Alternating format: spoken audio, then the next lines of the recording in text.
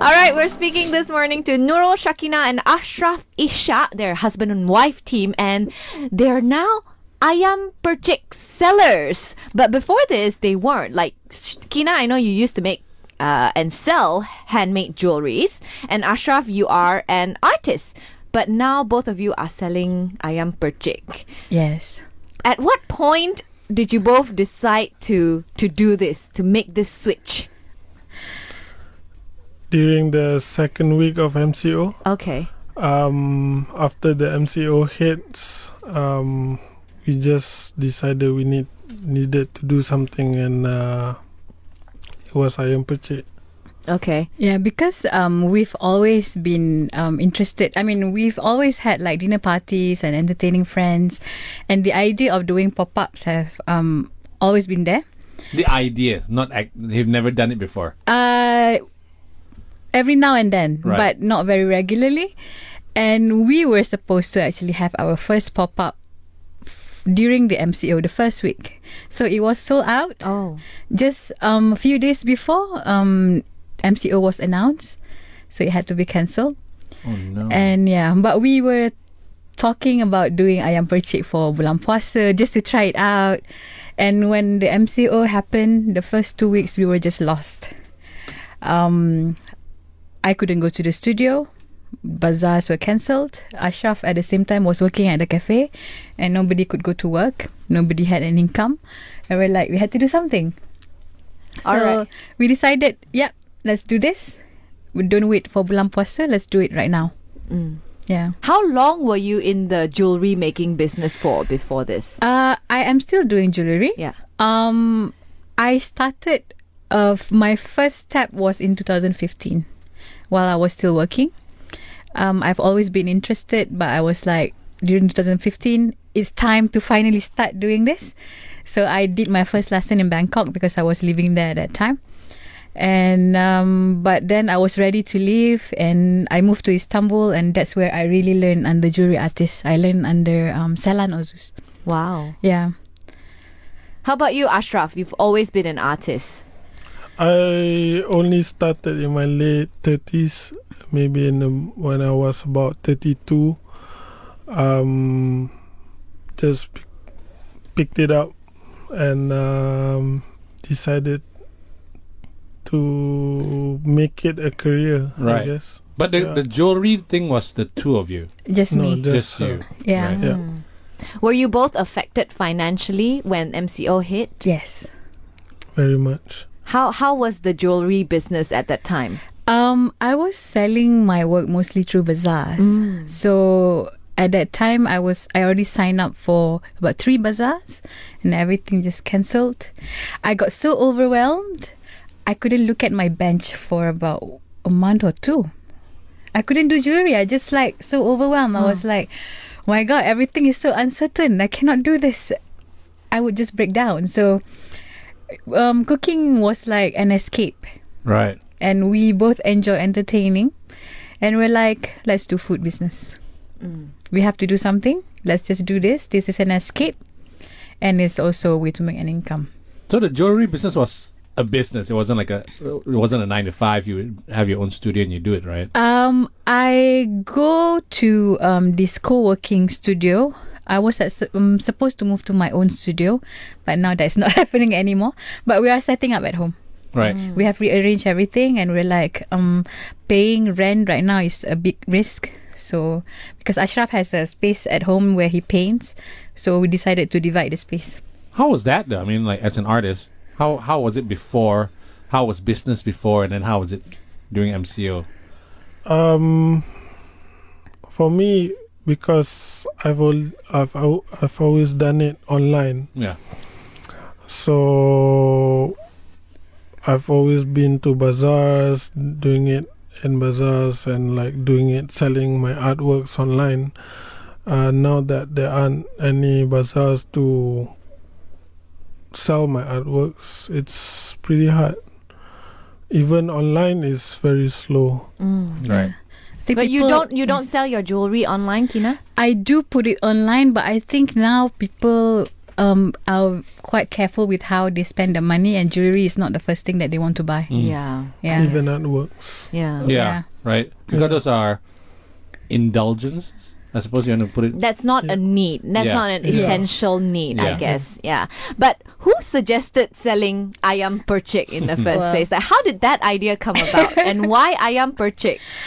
I guess because I cook, so I suggested ayam percik because I came from the East Coast, so percik is something that people remind you of your childhood, of special occasions with family, and percik is also not something. It's something you find at pasar malam. Yeah. But our idea of doing pop-ups is to actually go to these bazaars, the cool bazaars, and actually sell this kind of food. Ah. You know, because you normally find Western food, you don't find local food. Yeah. Yep. So, yeah. But ayam percik is like, if you go to a Pasar Ramadan, you follow the most smoky part of the Pasar Ramadan. That's ayam percik. Yes. How do you Yeah. do it in a hipster kind of bazaar? Because we use electric griller. Oh. Yeah. Yeah. But it's a difficult recipe to cook, isn't it? The recipe is not difficult. It just takes a long time. It's like 4 or 5 hours of cooking. But have you both always loved cooking? Yes. Yes. So- Yes. So you cook as well. I cook as well, So the but not as much as her. right. But Yeah. the ayam percik recipe is whose? Mine. Hers. Kina's Yeah. recipe. Yeah. Yeah, so for our ayam percik, I will do the main prep, the marination, before the grilling part, I'll pass it over to him. Oh, so he grills. He Yeah. He grills. does the hot Yes. and sweaty job. You can say that. Now, what were there any other dishes that you were looking at cooking and selling as well? Yes. Actually, ayam percik is the main thing. So we do sambal as well, but we like to also marry it with flavors that we had on our travels, or when I was living in Bangkok and Istanbul, I learned quite a few dishes. So ayam percik can actually go well with quite a few of the dishes. So for example, sometimes we had barbecues with friends, Right. and last time we were doing this sausage percik. So Sausage sausage percik. marinated in the percik sauce. Percik sauce. Because it's all in the it's all It's in all the in the marinade, sauce. right? Yes. It's all in the marinade. Yeah. Sorry, I'm trying very hard not to salivate. You know. But is this the first time that both of you have dabbled in the F&B business? Yes, I guess. I guess, yeah. Was it difficult to start? Not really. No. No. So what was the game plan when you decided, okay, we're gonna sell ayam percik? What are we gonna do now? We just decided on the date. We decided whether we wanted to do it for lunch or for dinner. We started with lunch, which was a nightmare. So we Why is that? because it was very rushed. Right. So you have if- to wake up super early to start Yes. preparing, right? So at that time, the first day was crazy. So we thought we had enough time. We already woke up like 5-6 a.m. But I think because it was the first few weeks of MCO, when we went to the market to buy stuff, then you had to line up for 1 hour. So your timing is Right, yeah. So then we decided, okay, let's just do dinner. We don't want to keep like the riders waiting. We don't want to keep the customers waiting. And we just decided to go with dinner delivery. And we used to do every day, but it was very tiring because we had to start at 5 a.m. So was it a shock to your system where it's like, wow, this is the F&B world? It's like, it's non-stop. It's great business. Yes. That people like your food, but then it's like, oh my God, it's labor intensive, right? Yes. Yeah, because all the preparation had to be done the night before. So all the cutting had to be done the night before, and sometimes we would stay up like until like about 2 a.m. and then wake up in the morning Like to 5 a.m. 5 a.m. to go to the pasar and just like get chicken and like start cooking. That's a bit labor intensive. Yeah. Yeah. It's very tiring. But how did you get your first few orders? Like, did you send it to family and friends first? How did you get the word out that, hey, we are now selling ayam percik, please purchase from us? of course, we were telling family and friends, but we created an Instagram account as well, and we promoted, and we actually got some customers that we didn't know, even for the first few orders, Yeah. right? Right. Because I think during MCO, a lot of people, and even after, people are just sifting through all these Yes. food apps and everything, Yeah. right? Then they look for whatever they like. Maybe they just chance about it. For the benefit of everybody listening, what is the Instagram Oh, it's Hikayat Percik. Hikayat percik? Hikayat, yeah? Yes. Okay. Now, if you thought you were busy before, after this, you're going to be more busy. Right? Now, in terms of finance, do you think you're making more money now selling ayam percik as compared to before? I think right now not yet, but it's enough for us to sustain, and so far okay. Yeah. But to be able to make more business will be more comfortable for us. Yeah. Because when we first started, it's all about surviving. I think to sustain the business long term, it has to be done. We have to do more work on You it. have to expand your Yes. business, sort of. Yeah. Maybe get 1 or 2 helpers to come in as well. Hopefully one day, yes. Because right now we're working from our apartment, so it's a bit tricky.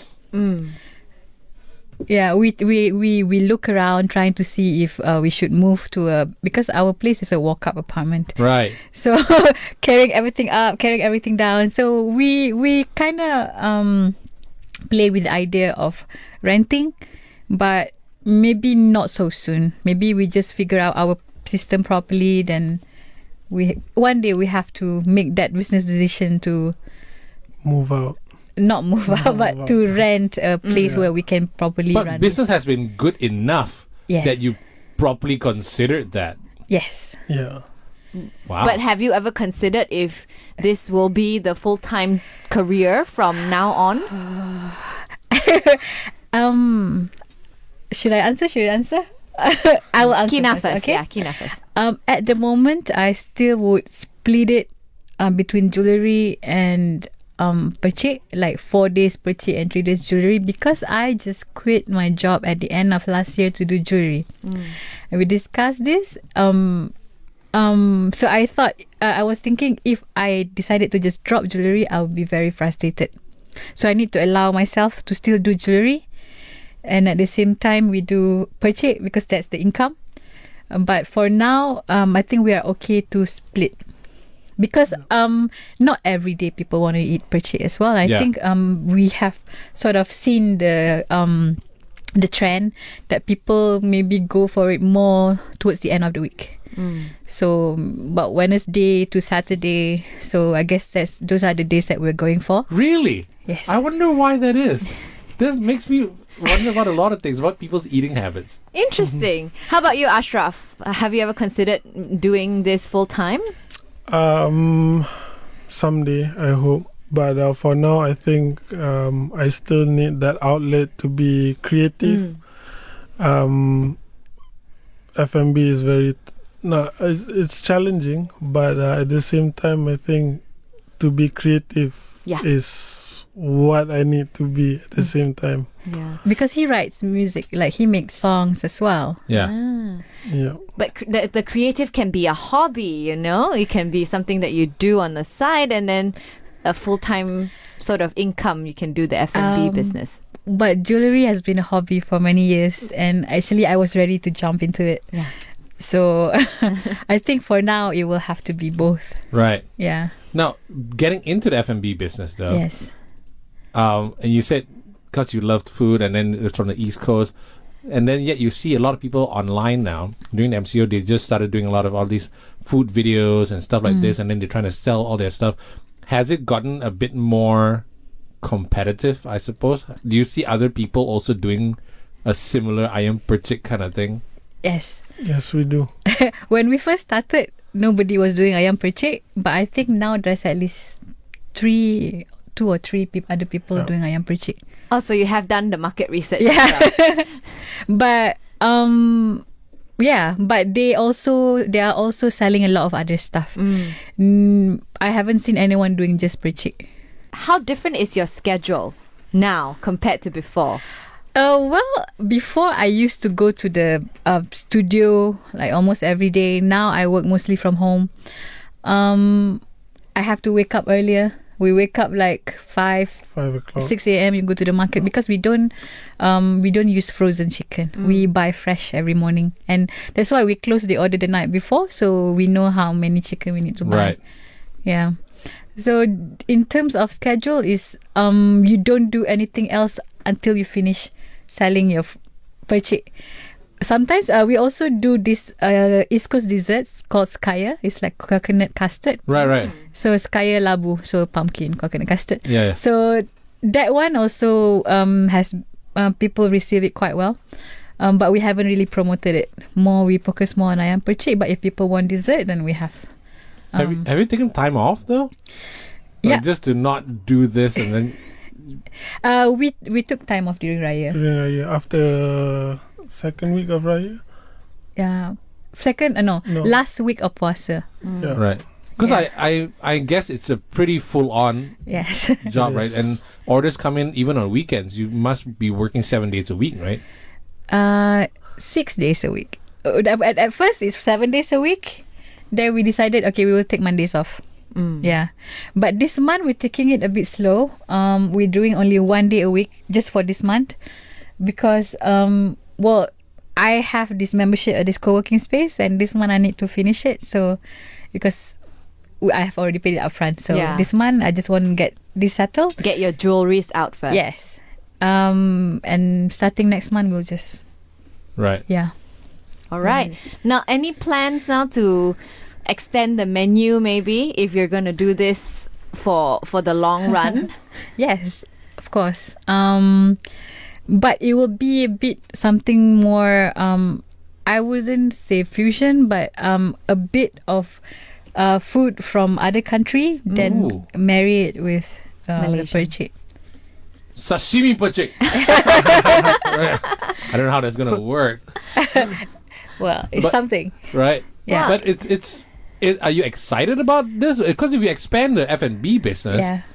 you won't be able to focus too much on the jewelry side, and that's your passion, though, right? Yes. But I can do it at night. Right. Yeah. It's all about adapting, I Yeah. guess, Yeah. right? It's about how much you want to do it. When you really want to do it, you will find time for it, no matter how busy you are. Now, a lot Yeah. of Malaysians have sort of lost their job, or some are Yes. enduring pay cuts. Yeah. And what is your advice to them during this difficult and trying times? Try something new. Don't ever feel like this job is below you. Just try it. You need to survive. Try something new. Maybe it will be something that you will love more than your previous job. Yeah. It might seem like hard work. It might not be comfortable like sitting in an office. But maybe this job will make you happier, right? Yeah. What do you think, Ashraf? What's your advice? I think You can do that. Would you advise people to get, like, because times are tough, there are no jobs out there. Yeah. Would you advise people to do what you did and get into the F&B business or get into some kind of business at this time? Yes, because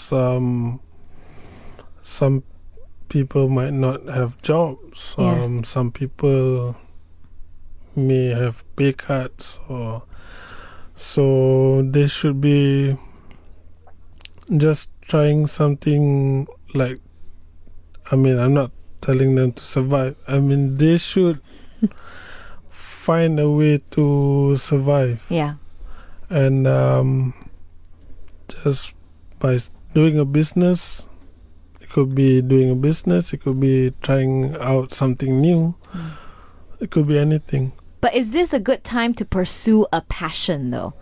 For example, maybe someone is talented in painting, like you are, and they've lost their office job. Would this be a good time to pursue that passion? You mean to make make a living, to yeah. try to make a living out of it, yeah. It's very hard to tell because like art, it's not something that people would want to buy all the time. So I guess maybe not so. Maybe not at this point Not in at time. this point. So Yeah. get into something that's making money. Yeah, and people need more than they just want. Yeah. And food would be something that people all need. Yes. Yeah.